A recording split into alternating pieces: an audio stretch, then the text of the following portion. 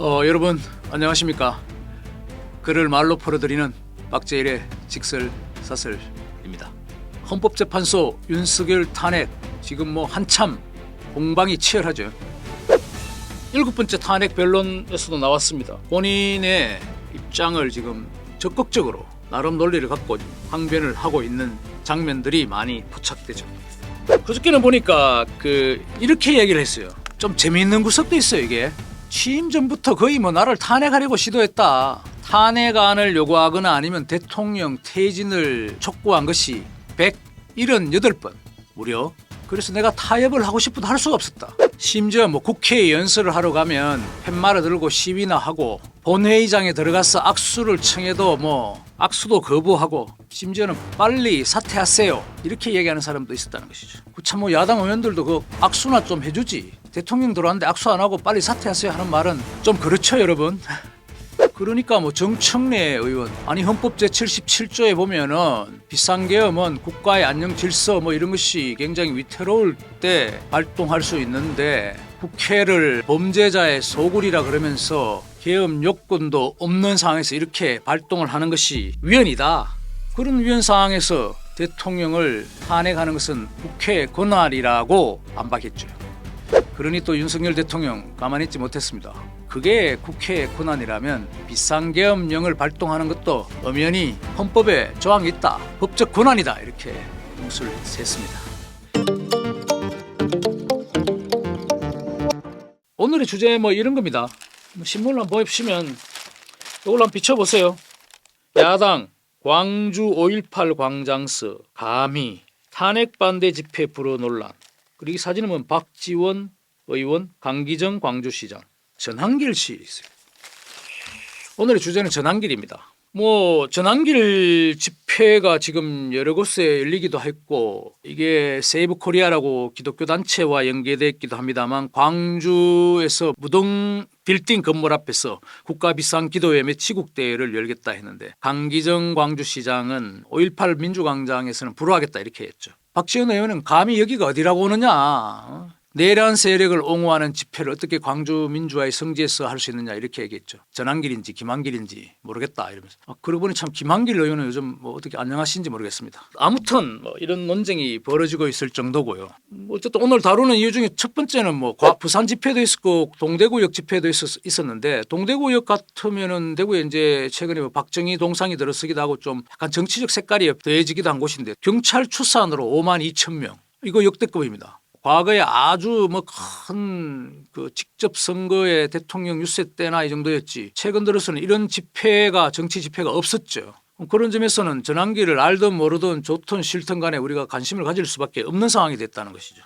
그날 동대구역 1호선 지하철역 이용객이 87,000명이었답니다. 전한길 씨 얘기를 좀 종합해 보면은 김진원 목사입니까? 어쨌든 몇몇 목사분들의 책을 읽고 굉장히 감화를 받았던 부분이 있다고 얘기합니다. 이 집회가 기독교 일부 단체들과 결합된 것인 모양인데 종교와 정치가 결합되는 것은 썩 좋은 현상은 아니죠. 우리나라도 헌법에 국교를 인정하지는 않습니다. 정치와 종교의 분리는 현대 민주사회에 좀 어느 정도 인정된 선이랄까요. 세계적으로 분쟁이 있는 곳에 극한 분쟁이 있는 곳에 종교가 끼지 않는 곳이 없지 않습니까? 그렇지만 또 한편으로는 종교가 세계적으로 정치에 깊숙이 관여하고 있고 선을 넘지 않는 선에서 특히 유럽 같은 경우에는 기독교 민주주의를 표방하면서 광범위하게 좌파든 우파든 종교 기독교가 관여하고 있습니다. 그 기독교 정신을 본받는다는 것이죠. 미국의 경우는 트럼프 같은 사람도 미국 내 기독교 복음주의가 가장 강력한 지지 세력이죠. 이 세력을 바탕으로 당선됐다고 해도 무방할 정도입니다. 하여간 종교가 좀 결합되어 있는 부분이 있다는 것이고요. 더불어민주당에서 전한길의 내란 선전 세력이다, 선동 세력이다, 극우다 이렇게 얘기를 하는데 글쎄요. 제가 쭉 연설 이런 걸 여러 개를 한번 들어보니까 이런 얘기도 합니다. 전한길 씨가 우리나라의 기초를 세운 이승만 대통령을 존경하고 국가 경제 발전을 견인한 박정희를 존경하고 김대중 전 대통령의 민주주의도 인정한다고 했어요. 그리고 한때는 굉장히 노무현을 좋아했다고 합니다. 실용주의적인 외교도 했다는 것이죠. 뭐 우리가 지금 대부분의 대통령을 인정한다면은 현 정치상에서는 거구라고 보기는 어렵겠죠.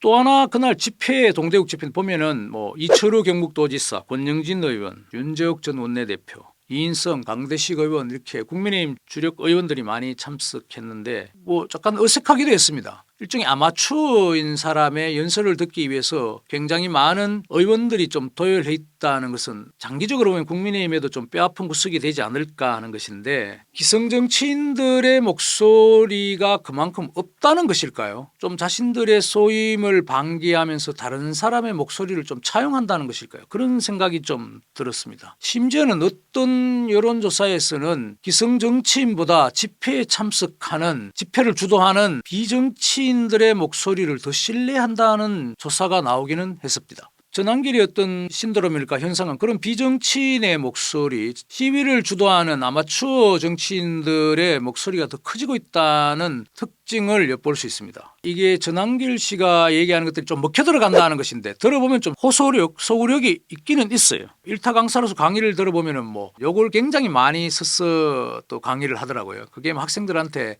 좀 먹혀 들어가는 부분이 있던데 저는 뭐 강사가 저렇게 욕을 해도 되나 싶었는데 제 조카한테 물어보니까 그 양반이 하는 강의에 욕이 많은데 신기하게도 그 욕을 떠올리면 그때 설명했던 한국사의 주변 상황들이 다 떠오른다는 거예요. 그래서 시험 문제에서 정답을 찍어내기가 쉬웠다는 것이죠. 여러분도 뭐 그런 경험 있으신가요? 어쨌든 전환길은 뭐 대학 때 경북대에서는 지리 학사였고 지리학을 전공했는데 대학원에 가서 한국사 내지 역사를 전공한 모양입니다. 석사인데 아마 그런 관점에서 지금의 상황을 예를 들면 구한말 우리가 뭐 나라가 일본에 뺏겼지 않습니까? 그런 풍전등화 같은 그런 역사적 상황을 좀 잘 스터디 공부한 이력이 있지 않나고 생각돼요. 뭐 예를 들면 뭐 헌법재판소도 비판을 하는데 불의한 헌법재판소 우리 법 연구에 이것이 좌파라고 뭐 규정하고 있습니다만 을사오적이다. 헌법재판소에 좀 지금 약간 좌성향에 기울은 사람을 과감없이 얘기해 버렸죠. 그러니까 이제 이런 얘기들은 레거시 미디어 기존 기성 언론들 뭐 신문이나 기존의 방송에서는 과감히 하지 못한 발언들을 대신해 주는 것이고 기성 언론들은 이러한 발언을 간접 전달하면서 은근히 자신들의 못했던 보도를 좀 보충해 준다 할까요? 그런 역할도 있는 것 같습니다. 전환길이 거구든 아니든 역사적 관점에서 한국의 지금의 작금의 현실이 굉장히 위기 상황을 느끼고 자신이 분노했다. 내가 나서지 않을 수 없다는 그런 명분을 달고 있는데 한편으로는 어쨌든 우파의 목소리가 굉장히 작았다. 논리도 부족했다는 그런 틈새를 파고 나온 측면도 있다고 봅니다. 예를 들면 박근혜 전 대통령 탄핵 집회 때는 촛불 집회라는 게 거대한 게 있었죠. 그 당시 반대 집회가 별로 없었지 않습니까? 그 우파는 좀 모래알처럼 윤석열 대통령도 그랬습니까? 모래알처럼 흩어져 있고 조직화되지가 않았죠. 그리고 예를 들면 여러분 서울 광화문에서 만약에 한번 집회를 한다면 큰 대규모 집회 10만이 온다면 사실 이게 돈이 필요합니다. 몇 억이 들어가야 돼요. 민노총입니까? 우리는 뭐 노동조직은 좌파 쪽에서 굉장히 가지고 있고 그런 집회를 쉽게 해낼 수 있지만 우파는 그런 것이 아니죠. 전환기를 비롯해서 이런 우파 쪽의 집회가 그런 성격 내지는 조직과 자금을 좀 동원할 수 있다는 것은 참 특이한 현상이고 새롭게 한번 지켜볼 만한 구석이 있다고 봅니다. 뭐 종교와 결합해서 자금과 조직을 관리하는 측면도 있지만 동원하는 측면도 있지만 2030 세대에 대한 소구력이 있다는 부인할 수 없겠죠. 이미 2030이 이 탄핵 정국에 대해서 굉장히 여론이 움직이고 있지 않습니까? 좀 호의적으로 윤석열 대통령에 대해서. 원래 2030은 전 세계적으로 최근 근년 들어서 유행했던 political collectivism 그러니까 뭔가 정치적으로 정의로움 뭐 이런 것들 소수자 권리 인권 이런 것들을 강조하는 것이 유행했는데 거기에 대한 좀 식상했다는 것이고 지금의 2030 세대는 단도직입적으로 말하면 정교조 세대의 그 좌파적인 시각의 교육을 받지 않은 세대이기도 합니다. 좀 자유롭다는 뜻이죠. 역사적인 관점에서보다는 교육을 그렇게 받지 않았기 때문에 또 그런 경험이 떨어지기 때문에 바로 현 시점에서의 상식과 정의에 대해서 좀 더 몰입하는 것 같습니다. 예를 들면 문재인 전 대통령이 적폐청산, 그 적폐청산을 주장했는데 당시에 2030 세대들은 조국 법무부 장관의 현 부조리가 더 불공정했다는 것이죠. 아니 왜 자기 딸은 이상한 뭐 컴퓨터를 조작해서 무슨 어디 가서 자원봉사를 했다는 것도 허위 발급받아서 좋은 대학 가고 의학 전문대학까지 가느냐 이건 너무 불공정하다. 세상에 이런 것이 어딨냐 하는 것이 2030 세대의 분노죠. 작금 현 시점에서 분노를 한다는 것입니다. 그러니까 지금 뭐 연세대입니까? 여기서는 뭐 찬반두법까지 이게 엇갈리게 나오고 있죠. 정말 기이한 현상이기도 합니다. 또 하나 우파의 스피커가 강해지고 거리로 나섰다는 측면에서 그들이 그럼 뭘 주장하느냐는 것인데, 지금까지는 친북 종북 세력, 그러니까 과거에 좀 그런 것이 있었죠. 주체 사상도 있고 NLPD라는 운동권 단체를 주류로 해서 사실 뭐 정청래, 박선원 이런 지금 윤석열 대통령 탄핵을 주도하고 있는 민주당 의원들은 상당수가 운동권 출신이죠. 뭐 NLPD인지는 정확하게 모르겠습니다만 전환기는 이들 세력을 좀 반민주 세력이라고 규정하고 있죠. 지금 현 시점에서 반민주 세력인지는 저도 잘 모르겠습니다만 해당 의원이나 정치인들의 행로를 봐야 되겠죠. 그러나 과거 운동권 시절에 그들이 읽고 꿈꿨던 이상은 굉장히 좀 좌파적이고 어떤 친북적인 그런 요소들이 굉장히 많았죠. 우리 지금 현 한국 정치에 굉장히 주류 세력으로 들어와 있고 특히 민주당이 그런데 기성 언론의 주류들도 운동권 세력이 한창 형행했던 시대 80년 90년대에 같이 했기 때문에 그 데모를 쉽게 말해서 데모를 같이 해주지 못했다는 측면에서 부채의식이 있죠.